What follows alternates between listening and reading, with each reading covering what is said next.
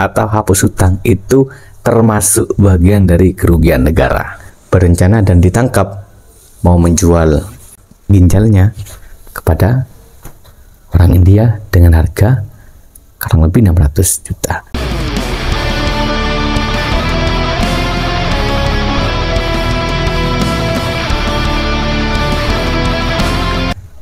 Assalamualaikum warahmatullahi wabarakatuh. Selamat pagi dan selamat bersua kembali di channel Ilmu Official. Pembahasan kali ini saya ingin memberikan pandangan baru, semacam sesuatu yang mungkin menjadi titik temu antara pro dan kontra mengenai keputusan Presiden tentang penghapusan hutang terhadap industri UMKM, baik di bidang pertanian maupun di bidang peternakan dan juga para nelayan, seperti itu ya. Ini penting untuk disimak sebelum kalian berasumsi bahwa mengapa kok masih ada yang kontra dan masih mengganjal terhadap keputusan Presiden ini.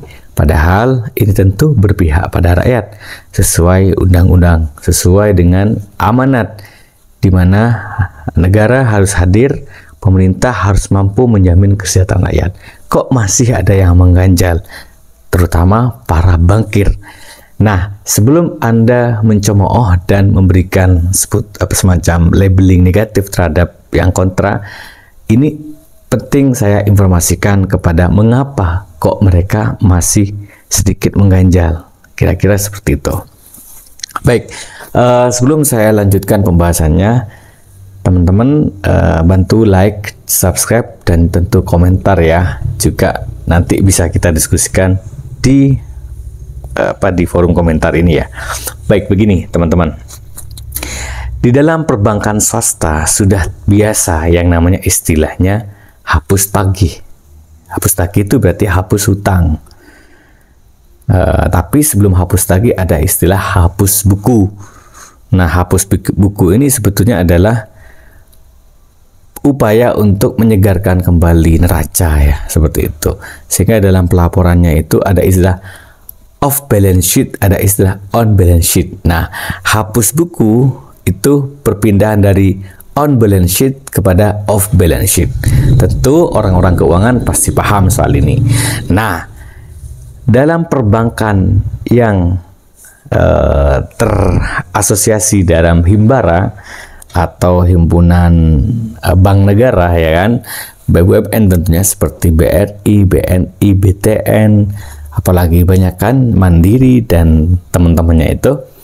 Nah, yang mengganjal bagi mereka adalah mengenai undang-undang tentang hapus piutang atau hapus hutang itu termasuk bagian dari kerugian negara. Nah, sementara undang-undang ini kan posisinya di atasnya peraturan presiden. Begitu kira-kira. Sehingga ketika mereka melakukan persetujuan misalnya tentang pendapat keputusan penghapusan terhadap hutang, tapi mereka mengganjal adalah itu kan termasuk bagian di mana saya mendatangi terhadap kerugian negara. Nah, itu yang menjadi mengganjal, di mana mereka sedikit bingung, kok bagaimana kalau 10 tahun lagi pemerintahnya ganti, apakah nanti akan dikasuskan oleh BPK, Badan Pemeriksa Keuangan. Nah, ini yang mungkin pendapat-pendapat yang bergulir hingga saat ini.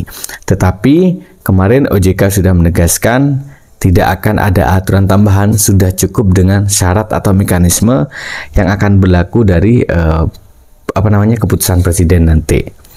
Tentu juga siapa itu namanya menteri yang baru itu Maman Abdurrahman ya, bahwa dalam penghapusan hutang tuh ada syarat dan siapa yang akan dihapus seperti ini. Nah, ini akan juga kita bahas di video kali ini. Baik teman-teman, saya lanjutkan. Jadi tadi kita bicara tentang hapus buku atau hapus tagih kayak gitu kan. Nah, di dalam hapus buku itu berlaku namanya tahapan-tahapan di mana orang itu bisa dialihkan. Kalau di bank swasta itu dikesikan. tahu KESI ya. KESI itu peralihan piutang, piutang kepada yang baru gitu.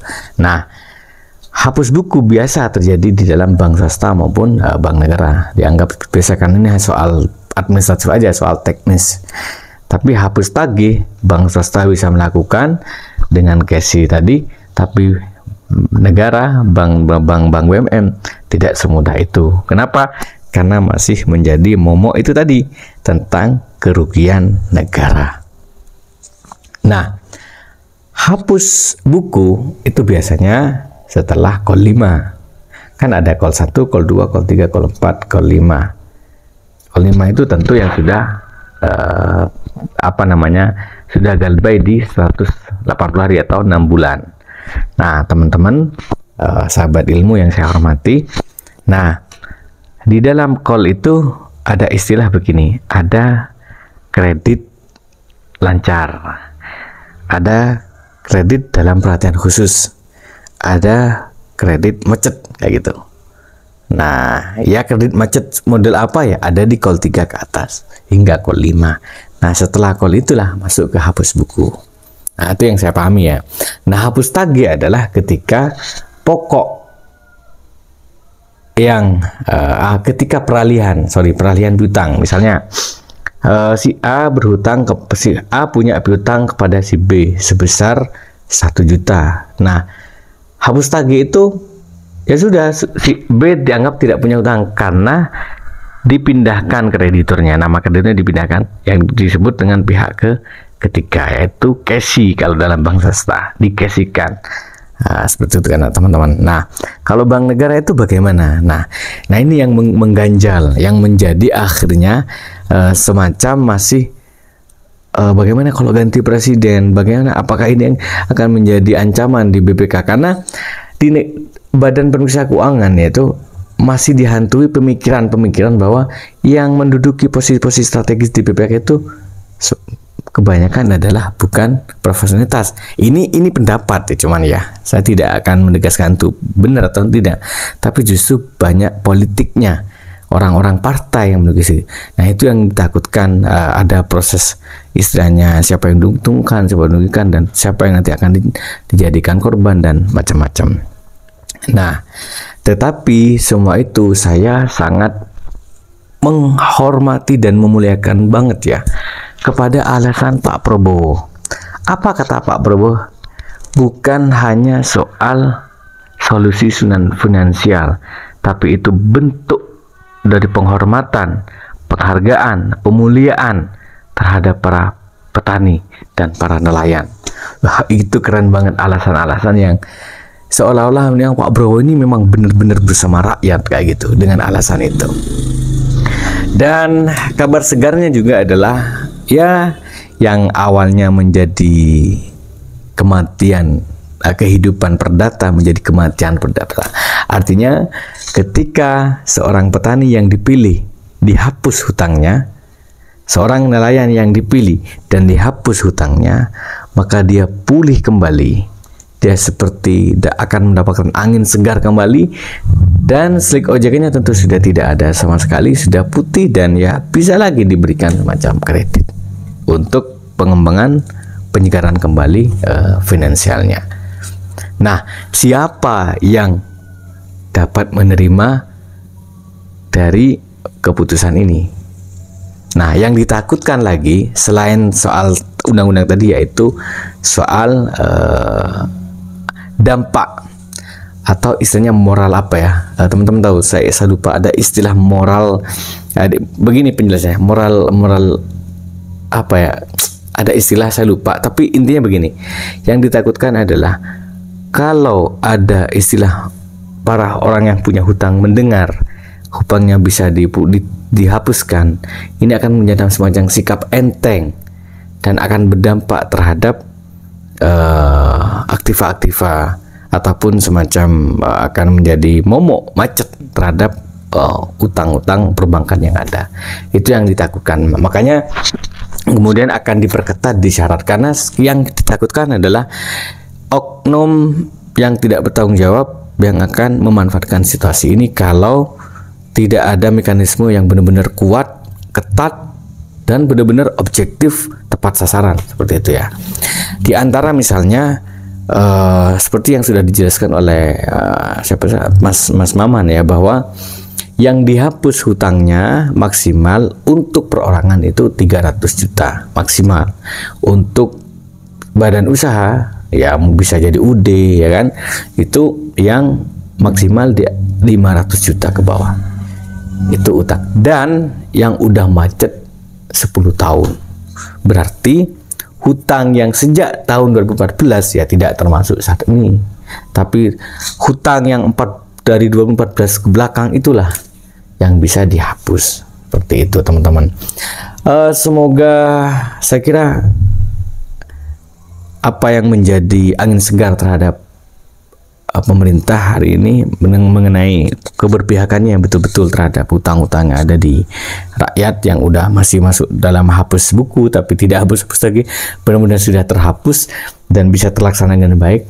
Dan ini menjadi angin segar terhadap juga kami ini yang berpendapat ya, yang selama ini memberikan edukasi tentang pinjol, tentang bagaimana pemerintah juga harus lebih ketat mengenai stressing terhadap korban-korban pinjol. Apalagi kita mendengar berita baru kemarin ini tentang warga negara Indonesia yang berencana dan ditangkap mau menjual ginjalnya kepada orang India dengan harga kurang lebih 600 juta. Nah, tentu ini bukan hanya korban isu yang 1-2 kali, bukan hanya berita 1-2 kali beredar, udah dari sebelumnya macam-macam, ada tindakan bunuh dan lain-lain. Nah, dan saya menjadi saksi sendiri di mana di grup kami itu ada 250 korban pinjol yang rata-rata mereka tidak sengaja gagal bayar, tapi mereka karena ketipu, mereka tidak paham, mereka over dan segala macam.